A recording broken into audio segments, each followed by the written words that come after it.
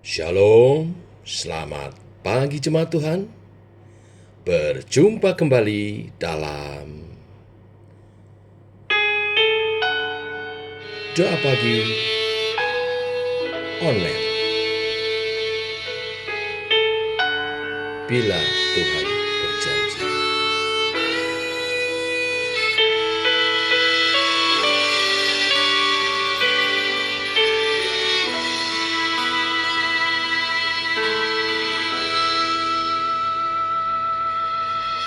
Di saat berat langkahku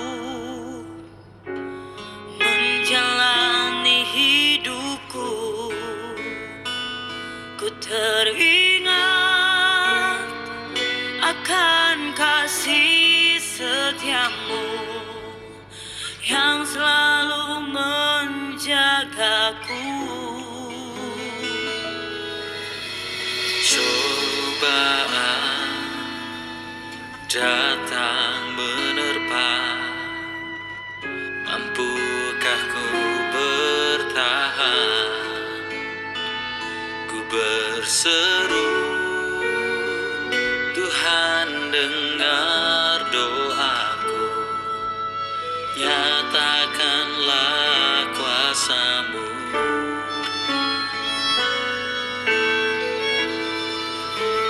Bila Tuhan berjanji, Dia genapi. Tuhan mengerti semua yang terjadi. Kekuatannya sungguh sempurna,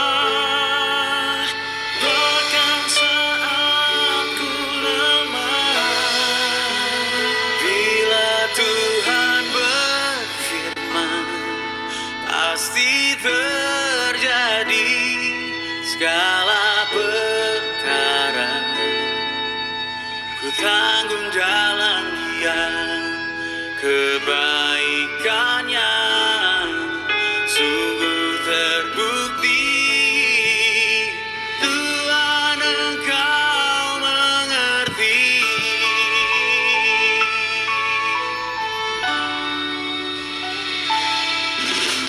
Cobaan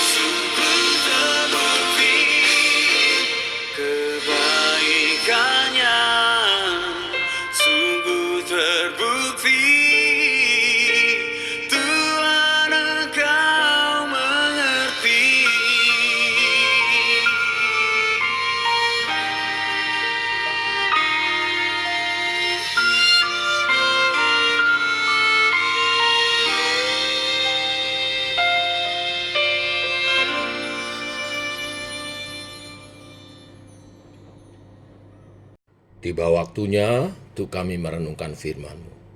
Firman-Mu adalah suluh dan terang bagi jalan kami. Berfirman Tuhan, terangi jalan kami, tuntun langkah kami. Dalam nama Tuhan Yesus Kristus. Amin. Bapak Ibu, kita lanjutkan renungan firman Tuhan pada pagi hari ini. Matius 24 ayat 29 sampai 36 berbicara tentang tanda kedatangan Tuhan kedua kali dan juga rapture. Demikian firman Tuhan.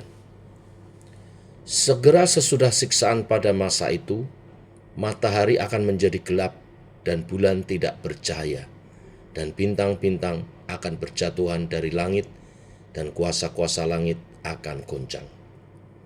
Pada waktu itu akan tampak tanda Anak Manusia di langit, dan semua bangsa di bumi akan meratap, dan mereka akan melihat Anak Manusia itu datang di atas awan-awan di langit dengan segala kekuasaan dan kemuliaannya.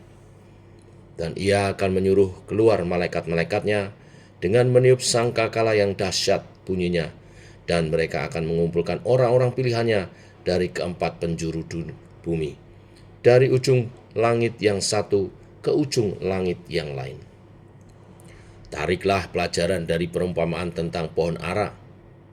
Apabila ranting-rantingnya melembut dan mulai bertunas, kamu tahu bahwa musim panas sudah dekat. Demikian juga, jika kamu melihat semuanya ini, ketahuilah bahwa waktunya sudah dekat, sudah di ambang pintu. Aku berkata kepadamu, sesungguhnya angkatan ini tidak akan berlalu sebelum semuanya ini terjadi. Langit dan bumi akan berlalu, tetapi perkataanku tidak akan berlalu. Tetapi tentang hari dan saat itu, tidak seorang pun yang tahu. Malaikat-malaikat di surga tidak, dan anak pun tidak, hanya Bapa sendiri. Amin. Sampai di sini pembacaan kita. Bapak Ibu jemaat Tuhan, Tuhan Yesus mengatakan bahwa kehancuran Yerusalem menjadi tanda bahwa Anak Manusia bertata di atas segala bangsa. Ini merupakan nubuat yang sudah dinyatakan di dalam Perjanjian Lama. Yesus mengutip dari Yesaya 13 ayat 10 dan Yesaya 34 ayat 4 sebagai ayat-ayat yang menyatakan berakhirnya kekuasaan bangsa-bangsa. Seluruh nubuat ini tidak dimaksud untuk ditafsirkan secara literal.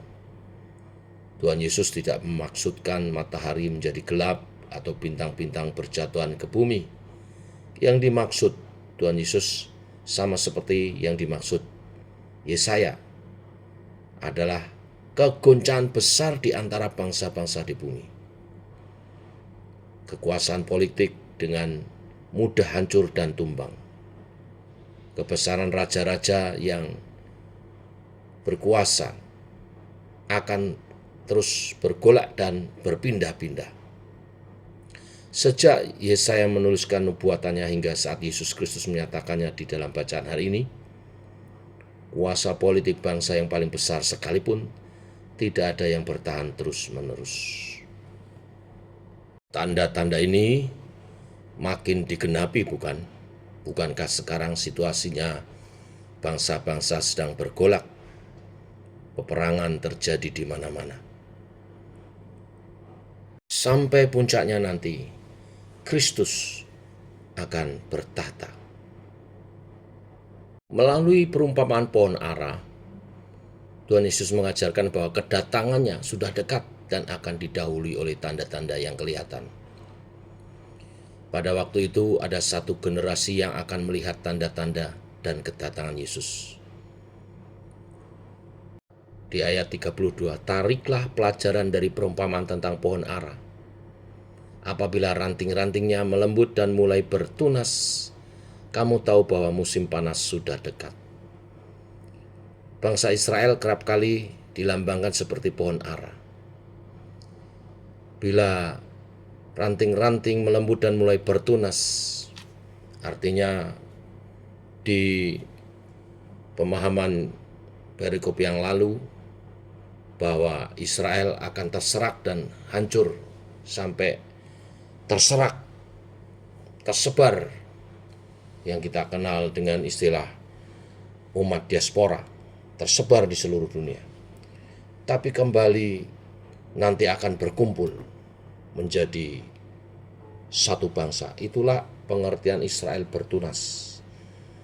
Tahun 48, tepatnya 14 Mei 1948, Israel mengumumkan kemerdekaannya dan menjadi bangsa kembali. Mereka mengumumkan dirinya menjadi negara Israel. Saya baca lagi ayat 32. Tariklah pelajaran dari perumpamaan tentang pohon ara, gambaran Israel. Apabila ranting-rantingnya melembut dan mulai bertunas, muncul kembali, merdeka, dan mengikrarkan diri sebagai bangsa, bertunas tahun 1948, kamu tahu bahwa musim panas sudah dekat. Demikian juga, jika kamu melihat semuanya ini, ketahuilah bahwa waktunya sudah dekat, sudah di ambang pintu. Perhatikan ayat 34. Aku berkata kepadamu, sesungguhnya angkatan ini tidak akan berlalu sebelum semuanya ini terjadi. Jadi dari Israel merdeka tahun 48, satu angkatan tidak akan berlalu. Kedatangan Tuhan Yesus akan dinyatakan. Dan itu semua dimulai dari rapture. Waktunya sudah dekat. Tidak lama lagi. Memang dikatakan di ayat 36, tetapi tentang hari dan saatnya tidak seorang pun yang tahu. Malaikat-malaikat di surga tidak, dan anak pun tidak, hanya Bapa sendiri. Waktunya tidak ada yang tahu, tetapi tanda-tandanya sudah semakin jelas. Bagaimana sikap kita? Tak jarang kita mendengar, ayo percaya Yesus, biar enggak masuk neraka. Jadi ada orang yang menjadi Kristen, percaya Yesus karena takut neraka. Bahkan ada yang takut akan kedatangan Yesus yang kedua kali karena merasa bahwa hidup mereka belum cukup baik, masih penuh dosa, dan jauh dari kesempurnaan. Kedatangan Yesus menjadi berita yang menakutkan bagi mereka. Melainkan berbeda halnya dengan jemaat mula-mula, Bapak Ibu. Saat itu orang percaya termasuk kalangan minoritas yang dicap sesat. Iman mereka dipertanyakan, keyakinan mereka dicemooh, dan pilihan mereka ditertawakan. Kekristenan sesungguh tidak populer pada waktu itu, dan iman Kristen adalah disebut kebodohan bagi dunia. Pada masa itu, orang menjadi Kristen begitu menderita, terancam hidupnya, mengalami penganiayaan, baik dari orang Yahudi maupun penguasa Romawi. Penderitaan yang mereka alami begitu nyata dan seolah-olah tak ada lagi pengharapan. Bagi jemaat mula-mula, berita kedatangan Yesus sama sekali tidak menakutkan, justru dinanti-nanti. Janji kedatangannya menjadi penghiburan dan kekuatan bagi mereka. Karena suatu hari nanti semua orang akan menyaksikan dengan mata kepala mereka sendiri bahwa yang mereka percayai tidaklah sia-sia.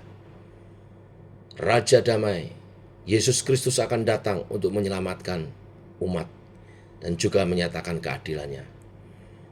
Setiap orang jahat mendapatkan ganjarannya. Janji kedatangannya juga menjadi penguat bagi mereka yang menderita ketidakadilan. Janji itu menunjukkan bahwa mereka tidak sendiri. Ada banyak orang percaya di sepanjang sejarah yang akan dikumpulkan dari segala tempat, akan mengalami rapture, pengangkatan, dan bertemu Tuhan Yesus di udara dengan tubuh kemuliaan, tubuh yang baru.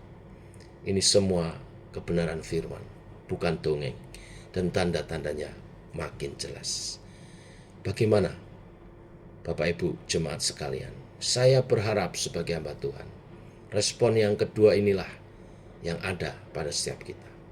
Oleh sebab itu persiapkan diri kita. Kalau saat ini ada dalam pergumulan, tetap teguh iman dan makin giat menjelang akhir zaman hari Tuhan.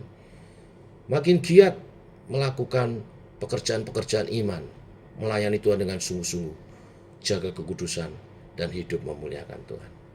Sehingga kedatangan Tuhan Yesus kedua kali sungguh menjadi berkat bagi kita. Apakah kita menanti-nantikannya? Kapan Yesus kembali? Kapan Yesus kembali? Hatiku sangat rindu jumpa Yesus Tuhanku. Demikian renungan ibadah pagi hari ini. Biarlah menjadi berkat bagi kita semua. Mari kita berdoa. Bapa, kami mengucap syukur buat hari yang baru. Kembali oleh kebenaran firman-Mu, Engkau mengingatkan setiap kami akan janji kedatangan-Mu yang kedua kali. Membaca tanda-tanda zaman, kami ada di penghujung zaman, firman-Mu digenapi. Belajar berhikmat, memperhatikan umat pilihan Allah, bangsa Israel yang telah bertunas. Dan angkatan ini tidak akan berlalu. Artinya tidak lama lagi. Kami harus mempersiapkan diri terus waspada dan berjaga-jaga dalam iman percaya kepada Tuhan. Teguh, setia melayani, menjaga kekudusan, hidup mengabdi kepada Tuhan. Kuatkan setiap umat Tuhan yang pagi hari ini berdoa bersama. Allah Roh Kudus, pimpin kami hidup memuliakan Tuhan, menjadi pelaku-pelaku firman-Mu dan memberitakan Injil supaya banyak orang menerima kabar sukacita, keselamatan yang dari Tuhan. Sehingga janji kedatangan-Mu kedua kali tidak menjadi menakutkan, tetapi disyukuri karena setiap orang yang telah menerima Yesus Tuhan dan Juru Selamat dimerdekakan hidupnya, diberi keselamatan, dan akan bersama-sama dengan Kristus, menyongsong Kristus di udara, menerima mahkota, melayani bersama di kerajaan 1000 tahun damai. Rindunya hati kami Tuhan, berjumpa Engkau sang mempelai pria kami. Kami gereja-Mu, mempelai wanita-Mu, memakai pakaian lenan putih, pakaian pesta, kekudusan, perbuatan-perbuatan yang memuliakan Tuhan, menyenangkan hati. Bila kebenaran firman ini memberkati kami semua dan mendasari kami berjalan bersama dengan Tuhan sepanjang hari ini. Dalam nama Tuhan Yesus Kristus. Amin. Demikian Bapak Ibu, doa pagi kita. Selamat pagi. Shalom.